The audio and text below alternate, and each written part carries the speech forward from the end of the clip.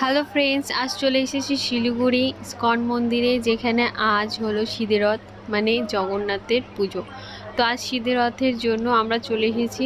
আগে আমাদের দেরি হয়ে গেছে যে আমরা সন্ধ্যাবেলা বেরিয়েছি, আর এখন প্রচুর ভিড়।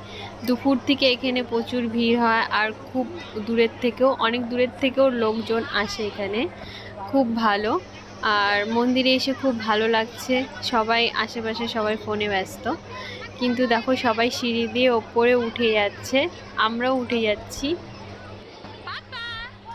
এই দেখো আমার পুচকু সোনাটা কি করছে, ও কোলে কোলে ওপরে উঠে যাচ্ছে ওর পাপার সাথে।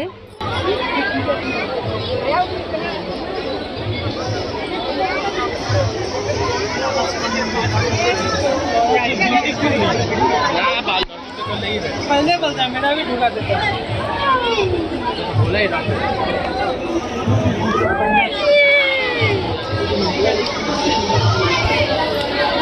कोई से ना